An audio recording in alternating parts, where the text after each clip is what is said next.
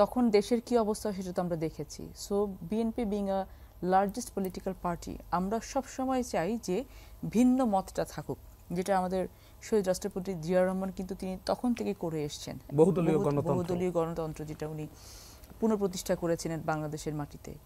So ওদের ভয়েসটা খুব দরকার। কোন ভয়েসটা দরকার?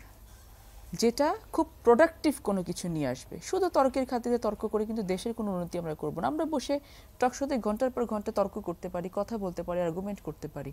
সেখান থেকে যদি আসলে আলটিমেটলি ভালো কিছু বেরিয়ে আসে, এবং আমি আমি আমি খুব আশাবাদী, একটা সময় ছিলাম, এখনও আশাবাদী আছি যে এই যে ফোর্সটা এনসিপি ও যাদের কথা বললো, যে প্রত্যেকটা সেক্টর থেকে ওনারা কিন্তু বিভিন্ন ধরনের মানুষকে নিয়ে এসে এই দলটা গঠন করছেন। ওরা ভবিষ্যতে প্রাজ্ঞজনদেরকে নিয়ে, যেটা সোলেমান ভাই বললেন যে সবাইকে লাগে একটা দলের ভেতরে, কারণ আপনার দলে শাসন করতে হয়, দলে আদর করতে হয়, দলে বকা দিতে হয়, দলে অনেক কিছুই করতে হয়। তো সেই জায়গাগুলোতে তো সমবয়সী দিয়ে হয় না। সো এই জায়গাগুলো ওনারা কাজ করছেন, আমি খুবই এটিকে অ্যাপ্রিসিয়েট করছি। ভবিষ্যতের দিকে ওনারা যাচ্ছেন সেটা অ্যাপ্রিসিয়েট করছি। সাথে সাথে এটাও মনে রাখতে হবে যে উনি যেটা বললেন যে হ্যাঁ, যেটা সোলেমান ভালো বললেন যে আমাদের দলের ভেতরে তো এরকম বহু ঘটনা ঘটছে, কিন্তু বাংলাদেশে কোন রাজনৈতিক দলের এই ইতিহাসটুকু আছে, এই প্রেসিডেন্সটুকু আছে যে তারা তাদের নিজস্ব নেতাকর্মীর বিরুদ্ধে এগেনস্টে এই ধরনের কোনো সাংগঠনিক এবং প্রশাসনিক কোনো ইনিশিয়েটিভ নিয়েছে? এটা কিন্তু বিএনপি বাংলাদেশের কালচারটা শুরু করেছে। সো এটা বিএনপি ভালো করছে না খারাপ করছে, এটা মেজার করার দায়িত্বটা কাদের? জনগণের। ইয়ারস্টিকটা কি? নির্বাচন। আপনি তো, আমি এখান থেকে আমি ভালো চিল্লাচ্ছি, আপনি বলছেন আমি খারাপ ধরে নিলাম, কিন্তু আপনার আমার ভয়েস তো আলটিমেট ভয়েস না, সিদ্ধান্ত সেটা না। আপনার সিদ্ধান্ত আপনাকে জনগণ দেবে। সো জনগণকে সেই অধিকারটুকু ফিরিয়ে দেওয়া হোক, যেটা গত 15-16 বছরে জনগণ কাছ থেকে কেড়ে নেওয়া হয়েছে। এবং আমরা কিন্তু সেটার জন্যই বলছি যে আমাদের এই নির্বাচনটা হওয়ার জন্য, এটা তো আমাদের কোনো ব্যক্তিগত বা দলীয় চাওয়া না, এটা দেশের এই মুহূর্তের সব থেকে বড় চাওয়া। এবং নির্বাচন হওয়ার জন্য যেই প্রতিষ্ঠানগুলোর যেই ধরনের সংস্কার বলেন, মেরামত বলেন, রিফার্বিশমেন্ট বলেন প্রয়োজন, সেগুলো আপনারা করে নিয়ে কিন্তু আসতে হবে। আদারওয়াইজ কিন্তু যদি নির্বাচন কমিশন যদি নিজেকে মনে না করে যে আমি পারবো, যদি সেখানে একটা নির্বাচন তো শুধু নির্বাচন কমিশন করে না, তার প্রশাসন লাগবে। প্রশাসন যদি বলে যে মনে করে যে না আমি এটাকে সাপোর্ট করতে পারবো না, সেই নির্বাচন কি গ্রহণযোগ্য নির্বাচন হবে? না। সো এখন বর্তমান সরকারের কাছে আমরা সেটাই দাবি রেখেছি বারবার করে, যে আপনাদের নির্বাচনটা দেওয়ার জন্য, কারণ যত কিছুই আপনারা করেন না কেন, আপনারা প্রেসিডেন্সিয়াল অর্ডিন্যান্স দিয়ে যদি আপনারা কোনো পলিসি নিয়ে আসেন, কোনো আইন করেন, যাই করেন না কেন, আলটিমেটলি আপনাদেরকে রাটিফাই করতে হবে পার্লামেন্টের মাধ্যমে। সো যে কোনো পার্লামেন্টের কিন্তু ক্ষমতা থাকে এগুলোকে হয় বাদ দিয়ে অথবা গ্রহণ করা। তো তখন গিয়ে কিন্তু আপনি দেখেন বাংলাদেশে ইনভেস্টমেন্ট বন্ধ হয়ে আছে। আমরা তো ফরেন অ্যাফেয়ার্স কমিটিতে কাজ করি, তো বিভিন্ন এম্বাসিতে বসি, ফরেনার্সদের সাথে বসি, কথা বলি, বিজনেস ডেলিগেটদের সাথে বসি, তারা কিন্তু এখন ইনভেস্ট করতে চায় না। কেন চাইবে? কারণ তারা স্টেবিলিটি চায় বাংলাদেশে। তাদের কথা হচ্ছে যে আমি এই গভর্নমেন্টের সময় ইনভেস্ট করছি, পলিটিক্যাল গভর্নমেন্ট এসে সেটাকে আমাদেরকে বাতিল করে দেয়, দেওয়ার তার এখতিয়ার আছে। সো এই বাস্তবিক জিনিসগুলোকে আমাদেরকে বুঝতে হবে। এবং আমি জানি যে ওনারা যেহেতু শুরু করেছেন খুব সুন্দরভাবে, আমি আশা করব, আমরা শুধু আশা না, আমরা তাদেরকে সাপোর্ট করতে চাই। এই কারণে সাপোর্ট করতে চাই যেন বাংলাদেশে আর কখনো কোনো ফ্যাসিজম ক্রিয়েট না হয়। এবং 31 দফা কিন্তু শুধু বুলিয়া ওড়ানো না। 31 দফা হয়তো ওনারা পড়েননি, 31 দফা যদি পড়েন তারা বুঝবেন যে ওনাদের মনের কথাগুলোই হয়তো এখানে বলা হয়েছে। না হলে এটা হতো না যে সংস্কার কমিশনগুলো গঠন হয়েছে, বর্তমান সরকার গঠন করেছেন। আমি নিজেও একটি সংস্কার কমিশনের মেম্বার হিসেবে, দুদক সংস্কার কমিশনের মেম্বার হিসেবে আমি কাজ করেছি। যে পরিশ্রমটা আমরা করেছি যে একটা নতুন কিছু তুলে নিয়ে আসার জন্য, নতুন বাংলাদেশ গড়ার জন্য কোথায় আমাদের ঘাটতিগুলো ছিল, কেন দুদক দাঁড়াতে পারেনি। সো এই যে সংস্কার কমিশনগুলো যে প্রস্তাবনাগুলো দিয়েছেন, আপনি ভেরিফাই করে দেখেন, মোরলেস দেখবেন যে 31 দফার সাথে মোরলেস সিমিলার হয়ে যায়। যেটা সোলেমান ভাই বললেন যে অনেকাংশে কিন্তু একমত হয়েছে সবাই। তাহলে কি এগুলো জনগণের পালস বুঝে নিয়ে করা। বিএনপি তো একদিনের রাজনীতিতে আসে নাই, 15 দিনের রাজনীতিতে আসে নাই। সো অতীতে ভুল ভ্রান্তি সব দলেরই ছিল, আমাদেরও ছিল। ভবিষ্যতে আমরা কি করতে চাচ্ছি, this is the vital point right now. So এটা ভালো হবে না খারাপ হবে, জনগণ কার কাছে থাকবে না থাকবে সেটা আমি আপনি টকশোতে বসে তো কথা বলতে পারবো না। এটা আমাকে জনগণের কাছে মাঠে গিয়ে জনগণকে দায়িত্ব ছেড়ে দিতে হবে। তোমরা তোমাদের প্রতিনিধি নির্বাচন করো, যাকে নির্বাচিত করবো তারা যেন পার্লামেন্টে গিয়ে বসে যেন আমাদের দেশটাকে এগিয়ে নিয়ে যেতে পারে, সেই জায়গাটাকে আমাদের তৈরি করতে হবে আলটিমেটলি। এটার দুজনের কথারই বটম লাইন হচ্ছে একটি বিচারিক প্রক্রিয়ার মধ্য দিয়ে তাদেরকে নিষিদ্ধ করতে হবে। এবং এটার সাথে বিএনপি কোনোদিন দ্বিমত পোষণ করেনি। বিএনপি সবসময় বলছে যে বিচারিক একটা প্রক্রিয়ার মধ্য দিয়ে একটি দলের যেই পরিণতি হওয়া দরকার সেই পরিণতি হবে, সে যেই দোষে দোষী তাকে সেই দোষে শাস্তি ভোগ করতে হবে। এটা বিএনপির পক্ষ থেকে একেবারে ক্লিয়ার মেসেজ দেওয়া আছে।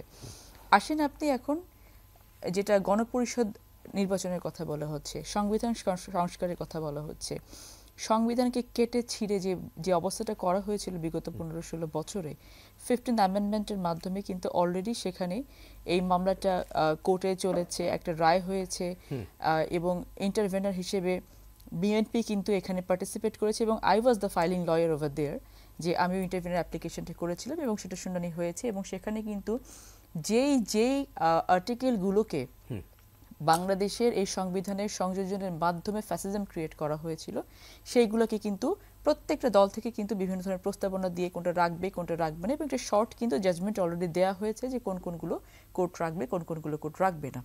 সো সংবিধান কিন্তু আপনার এটা বিভিন্ন সময় পরিমার্জন করার ক্ষমতা পার্লামেন্টের থাকে, সংশোধন করার ক্ষমতা পার্লামেন্টের থাকে এবং সেটা করাটাই বাঞ্ছনীয় একটি গণতান্ত্রিক রাষ্ট্রের জন্য। তো সেই জায়গাটা তো ওপেন থাকছে সব সময়ের জন্য এবং যেই ব্যবস্থাপনার মাধ্যমে এটা করা দরকার সেই ব্যবস্থাপনায় তো বাংলাদেশে এখন অ্যাবসেন্ট। তো সেই ব্যবস্থাপনাটাকে আপনাকে নিয়ে আসতে হবে, আর সেজন্যই নির্বাচনটা জরুরি। অবভিয়াসলি এটার বাইরে আপনি কি করে নিয়ে আসবেন, আর তো কোনো উপায় নেই আপনার। সো ওই জায়গাটাতে আমাদের ঘুরে ফিরে আমরা যত কথাই বলি না কেন আপনার ঘুরে ফিরে ওই জায়গাতেই আসতে হবে আলটিমেটলি। আজকে আসেন, কালকে আসেন, পরশু আসেন এবং সবাইকে আসতে হবে যারা এখন মাঠে। আমি ছোট ভাই সাইফকে একটা কথা স্পষ্টভাবে বলতে চাই, আপনার যদি দলের রাজনৈতিক স্ট্র্যাটেজি হয় যে আপনি শুধুমাত্র প্রবলেম বোঝার জন্য জনগণের কাছে যাবেন, আপনি জনগণের কাছে খুব বেশি দিন থাকতে পারবেন না।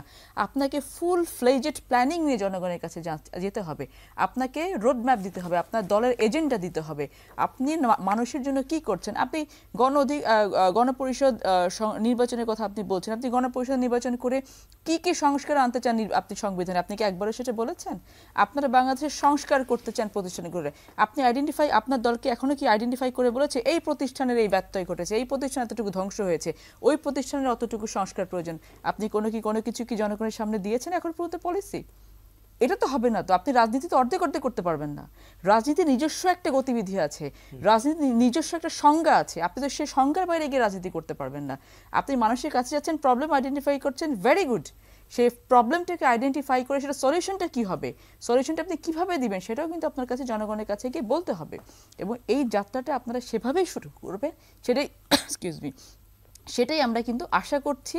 এবং এটা করার জন্য আপনাদের যত ধরনের মানসিক সাপোর্ট প্রয়োজন, আপনি বলছেন যে মেন্টাল কাউন্সেলিং প্রয়োজন, সব কিছুর জন্য আমরা প্রস্তুত আছি।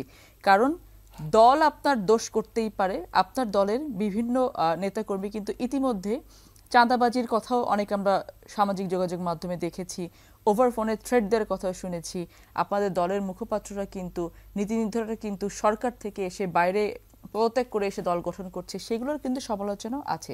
এগুলো কিন্তু আপনি এগুলোকে নতুন বন্দোবস্ত বলতে পারেন না, নতুন পরিস্থিতি। এই নতুন পরিস্থিতি থেকে আপনি নতুন বন্দোবস্তে যাওয়ার জন্য কিন্তু আপনার অনেকটা পথ অতিক্রম করতে হবে। যদি আমরা এখনো মনে করে ফেলি যে আমরা সব কিছু বুঝে গেছি এবং খুব সহজে এই পথ আমরা পাড়ি হতে পারবো, সেটা কিন্তু আলটিমেটলি আমাদের জন্য কিন্তু এটা খুব দুঃখজনক বিষয় ঘটনা। নতুনদের তো স্থান দিতে হবে এবং এই ক্ষেত্রে পুরনো যারা তাদেরও তো দায়িত্ব অনেক। সহাবস্থানের যে বিষয়টির কথা বললেন, আপনারা কতটা আন্তরিক সেটাতেও আসবো। শুরুতে আমি একটু ওই জায়গাটাতে যাই, সোলোমন ভাই যেটা যে পুলিশের সংস্কারের বিষয়টা যেটা বলছিলেন, পুলিশের মনোজগতের যে মানে পুলিশকে বাংলাদেশের জনগণের সামনাসামনি যেভাবে দাঁড় করিয়ে দিয়েছিল বিগত সরকার, সেখান থেকে পুলিশকে তার নিজ দায়িত্বে ফিরে আসার জন্য তার মনের ভিতরে জোরের দরকার আছে, যেটা কিন্তু আপনি রাতারাতি করতে পারবেন না। বর্তমান সরকারের সমালোচনা অনেক করতে পারবো, যদি এতটুকু সমালোচনা করি যে শুরুর দিকে আমরা দেখলাম কি করলেন তারা পুলিশের ড্রেস চেঞ্জ করা শুরু করলেন, ড্রেসের রং চেঞ্জ করা শুরু করলেন। এটা থেকে কি ইম্প্যাক্ট তারা আশা করলেন? আজকে তো 7 মাস চলে গেছে, আমাদের হাতে 8 মাস চলে গেছে, আমাদের হাতে ইনডেফিনিট সময় নাই। এটা আমাদের বর্তমান সরকারের থেকে ভালো কেউ আর জানে না। সো পিক অ্যান্ড চুজটা কিন্তু আমাদেরকে সেভাবে করতে হতো যে আমি কোন সংস্কারটা দিয়ে সবার আগে শুরু করব। পুলিশের জায়গাটাতে সংস্কার আনার জন্য প্রায়োরিটি ফিক্স আপের বিষয় বলছেন। এক্স্যাক্টলি আমি কোনটাকে প্রায়োরিটাইজ করব। আমার এখন পুলিশের সংস্কারের জন্য পুলিশের ড্রেস চেঞ্জ করতে প্রয়োজন নাই, আমি ক্যাম্পেইনিং করতে পারতাম যে যারা পালিয়ে গেছে, যে ফোর্সটা তোমরা আছো, তোমরা মাঠে ফিরে আসো, তোমরা কাজ করো, প্রোটেকশন দিতে পারতেন, Counselling. কাউন্সিলিং করতে পারতেন, সেই জায়গাটা কিন্তু যাওয়া হয় নাই। এই কথাটা এই কারণে বললাম, এই যে সংস্কার আমরা বলছি, সরকারের পক্ষ থেকে বলা হচ্ছে, বিভিন্ন জায়গা থেকে বলা হচ্ছে, আমাদের অবজেকশনের জায়গাটা এটা হচ্ছে, আপনারা বলেই যাচ্ছেন, আপনারা শুরু করলেন না এখন পর্যন্ত কোনো কিছু। 8 মাস আগে শুরু করলে কিন্তু অনেক ক্ষেত্রে অনেক কিছু এগিয়ে যেতে পারতো, এটা একটা পয়েন্ট। দ্বিতীয় বিষয়টা হচ্ছে যে বাংলাদেশে আওয়ামী লীগ দ্বারা বিএনপির মতো নির্যাতিত কেউ আর হয়নি, যেটা সাইফ কিন্তু খুব সুন্দরভাবে বলেছে, যে এই নির্যাতনের পরে বিএনপি জনগণকে, দেশকে একটা জিনিস দেখাতে চায় যে বিএনপি কিভাবে আওয়ামী লীগের থেকে আলাদা, এবং সেই জায়গাটা থেকে কিন্তু বিএনপি কাজ করছে, এবং এটা কিন্তু বলে কাজ করছে। আমরা যখন তৃণমূলে যাই, আমরা উঠান বৈঠকে বসি, আমরা সমাবেশে বক্তব্য দিই, আমরা প্রোগ্রামে কথা বলি, আমরা কিন্তু সবসময় বলি যে আমাদেরকে বোঝাতে হবে বিএনপি কিভাবে আলাদা। আন্তরিকতার জায়গাটা খুবই স্পষ্ট, এতটাই